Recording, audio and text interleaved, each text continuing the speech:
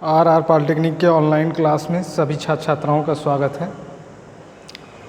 कल इससे पहले वाले वीडियो में पिछले लेक्चर में हमने बात किया था कि किस प्रकार से किसी कमरे का लेआउट डायग्राम ड्रॉ करते हैं और उसकी सहायता से हम किस प्रकार से मल्टी लाइन डायग्राम ड्रॉ करते हैं और किस प्रकार से सिंगल लाइन डायग्राम ड्रॉ करते हैं। तो वो जो सिंगल लाइन डायग्राम कल हमने ड्रॉ किया था वही सिंगल लाइन डायग्राम आज हम ड्रॉ किए हैं उसी प्रकार से जिस प्रकार से कल ड्रॉ किए थे। अब इसके आगे हमें क्या करना है, हमें कैलकुलेट करना है कि कितना बैटन हमारा इस्तेमाल होगा इस क्वेश्चन में, कितने वायर लगेंगे, क्या क्या चीज़ें, कैसे किस प्रकार से हम एक्चुअल में किस प्रकार से वायरिंग का एस्टिमेट करते हैं, एस्टिमेटिंग एंड कॉस्टिंग किस प्रकार से करते हैं। अब यहाँ पर आप देखिए सिंगल लाइन डायग्राम में हमने क्या किया था, जहाँ जहाँ मोड़ था पॉइंट वाइज उसको नाम दे दिया है, हमने पॉइंट वाइज उसको नाम दे दिए हैं। और इस प्रकार से हम एक टेबल बना लेंगे जिससे हम क्या करेंगे, सामग्री को कैलकुलेट करेंगे कि कितनी सामग्री हमारी इस्तेमाल होगी इसकी वायरिंग में। इस प्रकार से एक टेबल बना लेंगे। पहला नंबर क्रम संख्या, दूसरा तार स्थापन खंड। हम स्टेप वाइज कैलकुलेशन करने के लिए उसको टुकड़े टुकड़े में तोड़ के अगर कैलकुलेट करेंगे तो वायर और बैटन की लंबाई जोड़ने में हमसे मिस्टेक नहीं होगी।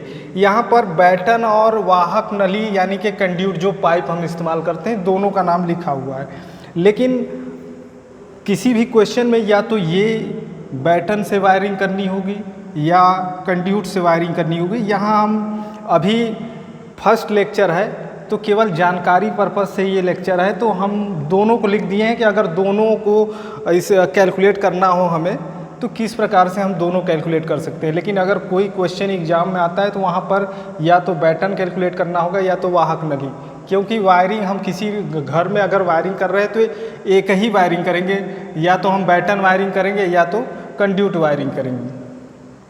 तो यहाँ पर पहला नंबर है हमारा, पहला सेक्शन हम ये ले लेते हैं PQRL। अब अगर हम पहला सेक्शन PQRL लेते हैं तो यहाँ पर जो बल्ब है, बल्ब जो है सेंटर में लगाया गया है और इसकी जो है क्या कहते हैं, जो कमरे की चौड़ाई है, लंबाई चौड़ाई है 5-5 मीटर है। बल्ब हमारा सेंटर में लगा हुआ है तो यहाँ से यहाँ तक दीवार की लंबाई कितनी हो जाएगी, उसकी आधी हो जाएगी, यानी कि ये कितना हो जाएगा हमारे पास 2.5 मीटर। अब ये देखिए जो है क्या कहते हैं कि यहाँ पर हमने बैटन, अब जैसे जो है क्या कहते हैं हमें एक वायर ले जाना है, पाइप ही अगर हम इस्तेमाल कर रहे हैं या बैटन इस्तेमाल कर रहे हैं तो बैटन क्या है, क्या चीज़, बैटन एक जो है लकड़ी की चौड़ी पट्टी होती है, लकड़ी की चौड़ी पट्टी होती है इस प्रकार से, उसी पर वायर को इस प्रकार से ले जाते हैं और क्लिप की सहायता से फंसाते चले जाते हैं। तो उसकी भी मतलब एक स्टैंडर्ड साइज है कि मतलब एक वायर ले जाना है तो किस साइज़ का बैटन यूज करेंगे, 2, 3, 4, 5, 6 के लिए किस प्रकार। तो उसके लिए आपके बुक में एक टेबल दी हुई है। टेबल पर ये दिया हुआ है कि अगर हमें 2 वायर ले जाने हैं तो किस साइज़ का बैटन हम इस्तेमाल करेंगे, और अगर हमें 4 वायर ले जाने हैं तो किस साइज़ का बैटन इस्तेमाल करेंगे। वो चीज़ें आपको वहाँ स्टडी करनी पड़ेगी। ये आपको एग्ज़ाम में लिखा हुआ कहीं नहीं मिलता है, ये चीज़ आपको स्टडी करनी होगी खुद से। और अगर आपके पास अगर नहीं है तो आप लोग कमेंट बॉक्स में बताइएगा, हम उसको PDF बना के भेज देंगे। यहाँ पर आप देखिए कि यहाँ पर हमारा यहाँ से यहाँ तक मल्टी लाइन डायग्राम, पिछले लेक्चर में आप देखेंगे तो मल्टी लाइन डायग्राम देखेंगे तो स्पष्ट हो जाएगा कि यहाँ से यहाँ तक हमारे कितने वायर थे, 4 वायर थे।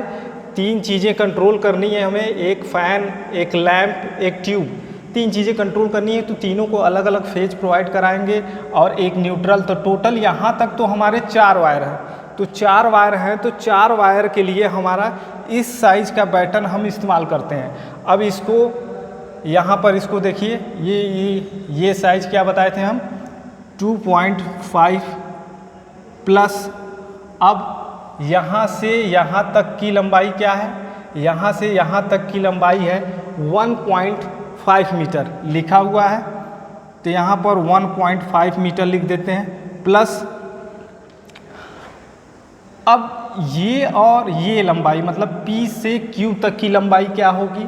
P से Q तक की लंबाई निकालने के लिए हम बताए थे कि जो वायरिंग का हॉरिजॉन्टल रन है, वायरिंग का हॉरिजॉन्टल रन जा रहा है हमारा फर्श से 3.5 मीटर की ऊंचाई पर। अब फर्श से 3.5 मीटर की ऊंचाई पे जा रहा है और स्विच बोर्ड हमारा लगा हुआ है फर्श से 1.25 मीटर की ऊंचाई पर। तो यहाँ पर हम क्या करेंगे, 3.5 में से 1.25 मीटर माइनस कर देंगे, 1.25 माइनस कर देंगे तो ये आ जाएगा हमारे पास प्लस 2.25 मीटर। अब इन सभी को ऐड कर देंगे, इन सभी को ऐड करके हम लिखेंगे तो ये हो जाएगा हमारा 6.75 मीटर, 6.75 मीटर टोटल ऐड करेंगे तो, सॉरी 6.75 नहीं 6.25 मीटर। अब यहाँ पर दूसरे नंबर पे हम ये सेक्शन ले लेते हैं, हमारा ये सेक्शन L से F तक का, L से F तक का, LF मतलब यहाँ से यहाँ तक का सेक्शन ले लेते हैं। और यहाँ से यहाँ तक हमारे 2 वायर इस्तेमाल हो रहे हैं, 2 वायर इस्तेमाल हो रहे हैं। तो 2 वायर के लिए जो हमारा बैटन की साइज़ होती है 1, 2, 3 तक हम मिनिमम साइज़ का बैटन इस्तेमाल करते हैं, या अगर कंड्यूट इस्तेमाल करना होगा तो वो भी हम क्या करेंगे, मिनिमम साइज़ का ही इस्तेमाल करेंगे, मिनिमम साइज़ का इस्तेमाल करेंगे। तो यहाँ पर मिनिमम साइज़ हमारी बैटन की होती है 12.5 इंटू 12.5 और कंड्यूट की मिनिमम साइज़ होती है 25 mm, उसका डायमीटर होता है। तो ये भी 4 वायर के लिए यही होगा 6.25 मीटर। और यहाँ पर इसको कैलकुलेट करने के लिए आपको बता दें कि यहाँ पर जो छत की लंबाई, छत का जो एरिया है ये भी 5x5 का है, कमरे का फर्श का एरिया भी 5x5 का है। तो यहाँ पर हमारा फैन भी सेंटर में लगा हुआ है, तो दीवार से फैन तक की जो लंबाई हो जाएगी वो 2.5 मीटर होगी, 2.5 मीटर। और बताए थे हम कि ये छत की ऊंचाई 4 मीटर है, तो यहाँ पर हमारा जो वायरिंग का हॉरिजॉन्टल रन होता है वो जाता है हमारा 3.5 मीटर पे, मतलब यहाँ से हमें वायर उठाना होगा 0.5 मीटर नीचे से। तो यहाँ पर 2.5 प्लस 0.5, तो यहाँ पर ये जो हमारा तीसरा सेक्शन है, तीसरा नंबर LF वाला, यहाँ क्या हो जाएगा 2.5 प्लस 0.5 3 मीटर, ये हो जाएगा 3 मीटर।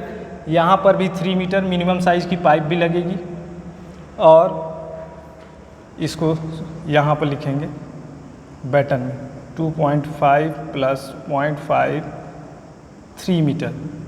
और 4 2 3 थर्ड नंबर पे हमारा ये सेक्शन हो जाएगा L से T तक वाला, LT सेक्शन में। अब यहाँ से ये सेंटर है बल्ब का, बल्ब कहाँ लगा हुआ है, दीवार का सेंटर लगा, तो यहाँ से यहाँ तक का 2.5 मीटर और यहाँ से यहाँ तक का 2.5 मीटर। तो इसको भी, यहाँ भी 2 ही वायर है तो वही मिनिमम साइज़ का हम इस्तेमाल करेंगे baton. 2.5 plus 2.5 equal to 5 metre, ये भी 5 मीटर हो जाएगा। अब देखिए वायर की संख्या, जो ये वाला सेक्शन था हमारा PQRL तक का सेक्शन जो था, यहाँ पर वायर हमारे कितने यूज हो रहे थे, 4 वायर हमें ले जाने हैं। तो 4 वायर ले जाने हैं तो जो हमारी बैटन या पाइप की जो लंबाई आती है उसको 4 से अगर हम मल्टीप्लाई कर देंगे तो उतने ही वायर, हमें उतने मीटर वायर चाहिए होता है। अब जैसे 2 मीटर तक हमें 4 वायर ले जाने हैं तो हमें टोटल अगर वायर कैलकुलेट करना है कि टोटल कितने वायर लगेंगे, तो 2 का 4 में मल्टीप्लाई कर देंगे, पता चल जाएगा कितने मीटर है। तो यहाँ पर 6.25 का 4 में मल्टीप्लाई कर देंगे तो जो आएगा। और एक बात का ये भी ध्यान रखिएगा, मतलब जैसे अगर कोई चीज़ अगर एक तार हो गया, बैटन हो गया या पाइप हो गया, उसकी अगर हम लंबाई अगर कैलकुलेट कर रहे हैं तो अगर 0.32 ऐसे आता है तो उसको 0.5 में कर दीजिए, या 0.987 तक आता है तो उसको फुल हम लिख देंगे। तो यहाँ पर इसका मल्टीप्लाई करेंगे, ये आ जाएगा हमारे पास 25 मीटर। और यहाँ पर जो हमारा L से F तक सेक्शन था, यहाँ पर 2 वायर हम इस्तेमाल कर रहे हैं। यहाँ पर चालकों की संख्या क्या है, 2 है, तो 2 है तो इसका इसमें मल्टीप्लाई कर देंगे, ये हो जाएगा 6 मीटर। और ये हमारा L से T तक का है 5 मीटर, और यहाँ भी 2 वायर हम इस्तेमाल कर रहे हैं तो ये 10 मीटर हो जाएगा। ठीक है, ये हो जाएगा हमारा 10 मीटर। अब इन सब को ऐड कर देंगे हम, तो हमें टोटल वायर पता चल जाएगा कि कितना टोटल वायर हमारा इस्तेमाल हो रहा है। ये टोटल ऐड करेंगे 41 मीटर, टोटल ऐड कर देंगे तो हमें पता चल जाएगा कि कितना वायर हमारा इस कमरे की वायरिंग में टोटल कितना वायर हमारा इस्तेमाल हो रहा है। उसके बाद आगे इसका प्रॉपर इस्टीमेट बनाने के लिए कि मतलब इसमें लागत में, इस कमरे की लागत में, वायरिंग में कितना खर्च आ जाएगा टोटल, तो ये हम एक टेबल और बनाते हैं। इस प्रकार से टेबल बनाएंगे, इधर हमारा क्रम संख्या हो गया, इधर सामग्री का नाम हो गया पूरे विवरण के साथ, और उसकी मात्रा हो गई, उसकी मात्रा, और ये हमारा उसकी मात्रा हो गई, मात्रा, ये इकाई, और ये मूल्य हो गया उसका बगल में।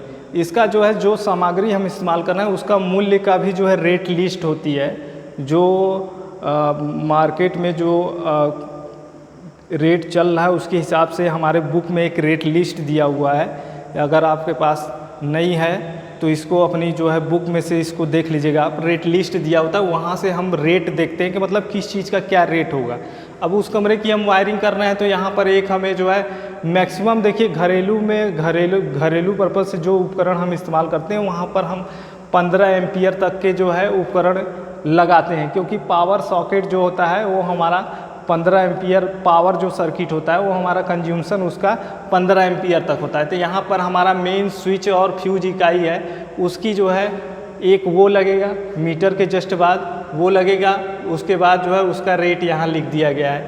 उसके बाद एक हमारा जो है डिस्ट्रीब्यूशन बोर्ड लगेगा, वितरण बोर्ड, वो उसकी भी जो है मात्रा लिख दी गई है, एक गलत इस्तेमाल होगा उसका भी रेट लिख दिया गया है। फिर उसके बाद एक लकड़ी का जो है बोर्ड इस्तेमाल होगा, जिसके लिए जिसकी माप लिखी हुई है और उसकी मात्रा लिखी हुई है और उसका रेट लिखा हुआ है। उसके बाद लकड़ी का बैटन हमारा किस साइज़ का क्या चाहिए। जैसे हमारा लकड़ी का जो बैटन था, ये हमारा जो, अगर यहाँ पर देखें तो जो 19x12.5 वाला जो आया था, ये 6.25 आया था, और ये हमारा 5 और 3 8 मीटर, इतना मीटर ये आया हुआ था। ये भी 8 मीटर और ये 6.25 मीटर इतना आया हुआ था। तो बैटन का जो भी हम मात्रा हम लेते हैं उसको हम हमेशा 10% अतिरिक्त लेते हैं, जिससे कि हमारा कई जगह पर अगर कटिंग करना हो तो उससे अगर हमारा एक्चुअल जो लेंथ है बैटन की वायरिंग करने के लिए, उससे जो है क्या कहते हैं कम ना पड़े, या कहीं पाइप छोटा ना हो जाए या कहीं बैटन छोटा ना हो जाए, तो उसकी मात्रा हम हमेशा 10% अतिरिक्त लेते हैं। अब जैसे ये हमारा 8 मीटर था तो इसको जो है 10% अतिरिक्त 8.5 ले लिया गया है। ये हमारा 6.25 था तो इसको 10% अतिरिक्त 8 मीटर ले लिया गया है। उसी प्रकार से आप वायर देखेंगे, सागवान के लकड़ी का मोड़, अब यहाँ पर देखिए, यहाँ पर बोर्ड से एक मोड़ दिया गया है, तो उसको मोड़ को कवर करने के लिए हमें एक मोड़ देना होगा। अगर पाइप इस्तेमाल करते हैं तो पाइप का भी मोड आता है, बैटन इस्तेमाल करते हैं तो बैटन का भी मोड आता है। तो एक मोड दिया गया है, उसका भी रेट लिखा हुआ है। उसके बाद जो हमारा लाइट और फैन सर्किट होता है, वहाँ पर अगर हम एल्युमिनियम चालक इस्तेमाल कर रहे हैं तो उसकी जो साइज होती है 1.5 mm²।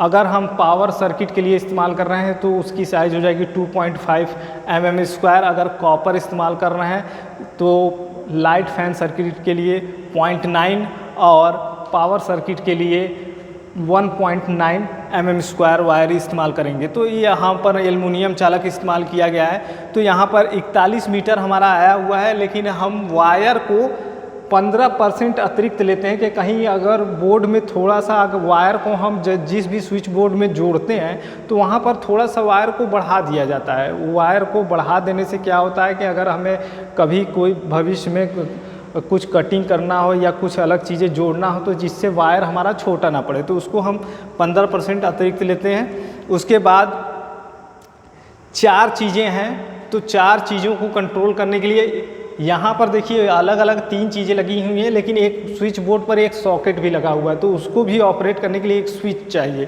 तो 4 हमारे पास अप्लायंसेस लगे हुए हैं टोटल इस कमरे में। तो यहाँ पर चारों को कंट्रोल करने के लिए 4 स्विच लगे हुए हैं। इसका भी रेट लिस्ट में से देख कर लिख लेंगे हम। उसके बाद बल्ब को लगाने के लिए बैटन होल्डर, बैटन वायरिंग अगर इस्तेमाल कर रहे हैं तो बैटन होल्डर हम इस्तेमाल करेंगे। और उसकी जो है स्पेसिफिकेशन लिखते जाएंगे। 5 एम्पियर 250 वोल्ट और 2 प्लेट सीलिंग रोज 2 हम इस्तेमाल करेंगे। सीलिंग रोज क्या होता है, जैसे हम जहाँ पर लाइट या फैन लगाते हैं तो वहाँ पर उस पॉइंट को जब हम उसको पॉइंट प्रोवाइड कराते हैं लाइट या फैन को, तो वो जो हमारा जो है क्या कहते हैं राउंड ब्लॉक लगा होता है, उसको कवर करने के लिए हमें सीलिंग रोज की आवश्यकता पड़ती है। तो यहाँ पर 2 सीलिंग रोज इस्तेमाल करेंगे और 3 पिन सतह प्रारूपी सॉकेट, एक सॉकेट चाहिए हमें वहाँ लगाने के लिए स्विच बोर्ड पर। और राउंड ब्लॉक क्या चीज़ है? राउंड ब्लॉक होता है जो जैसे कहीं आपने देखा होगा आपके घर में जहाँ फैन लगता है या जहाँ बल्ब लगता है, तो वहाँ अंदर इलेक्ट्रिकल पॉइंट प्रोवाइड कराने के लिए एक गोल सा जो है क्या कहते हैं राउंड शेप में एक ब्लॉक लगा होता है। तो उसी ब्लॉक को हम क्या कहते हैं राउंड ब्लॉक कहते हैं। तो यहाँ पर हमें 3 चीज़ें लगानी है, जो एक ट्यूबलाइट लगाना है, एक फ़ैन लगाना है, एक बल्ब लगाना है। तो हम 3 राउंड ब्लॉक का इस्तेमाल करेंगे। उसके अलावा और भी चीज़ें हैं, जैसे उसके अलावा हमारे पास जो है बैटन वायरिंग कर रहे हैं तो बैटन को दीवार में सेट करने के लिए गुल्ली लगी होती है, तो जिसको जो है 30 से 45 सेंटीमीटर के अंतराल पे इस प्रकार से गुल्ली को लगा दिया जाता है और गुल्ली के ऊपर हम क्या करते हैं बैटन को सेट कर देते हैं। तो बैटन को सेट कर देते हैं तो गुल्ली की भी आवश्यकता होगी, उसको आगे बढ़ा के लिखेंगे। फिर उसके बाद जो है वायर को बैटन के ऊपर कसने के लिए हमें पिन की आवश्यकता होगी, तो हमें पिन भी चाहिए, 1-2 पैकेट पिन भी लिख लेंगे नीचे। तो सबका रेट हम इसी प्रकार से बगल में रेट लिखते जाएंगे। अब जैसे यहाँ पर आपका जो है क्या कहते हैं ये जो रेट दिया हुआ है वायर का या ये सब चीज़ें, इनका रेट होता है मतलब जो है क्या कहते हैं रेट होता है 100 के हिसाब से होता है। अब जैसे 100 मीटर का ये रेट हुआ तो हमें जितने मीटर चाहिए उतने मीटर का हम अपने हिसाब से उसको लिख लेंगे। सभी रेट लिखने के बाद जितना आएगा उसको हम टोटल कर लेंगे। उसको टोटल करने के बाद उसमें श्रम मूल्य जोड़ा जाता है। श्रम मूल्य मतलब जैसे जो लेबर लगाए हुए हैं हमारे पास, जो इलेक्ट्रिसिटी का काम करते हैं लेबर लगे हुए हैं, उनका जो चार्ज होगा उसको उसमें ऐड किया जाता है, किस हिसाब से वो करते हैं। उसके बाद जो है वो जो हमारा ये जो टोटल आएगा, इसकी सामग्री का टोटल, मूल्य का टोटल लिखने के बाद फिर उसके बाद लेबर कॉस्ट जितना आएगा उसको लिखने के बाद फिर उसके बाद जो है 5% जो हमारी सामग्री इस्तेमाल हो रही है उसका 5% हम आकस्मिक व्यय रखते हैं। किसी चीज़ का अगर रेट बढ़ जाए या कोई प्रॉब्लम आ जाए तो उसको कवर करने के लिए 5% अतिरिक्त आकस्मिक व्यय रखते हैं। और इन सभी को जो टोटल अगर हम कर देंगे तो हमारा क्या आ जाएगा, हमारा आ जाएगा टोटल इस कमरे में कितने रुपए खर्च होंगे वो हमारा एस्टिमेट आ जाएगा। तो वीडियो को आप लोग देखते रहिए और किसी प्रकार की अगर समस्या हो तो कमेंट बॉक्स में कमेंट करके बताइए। कहीं पर अगर आपको प्रॉब्लम आती है समझने में। धन्यवाद।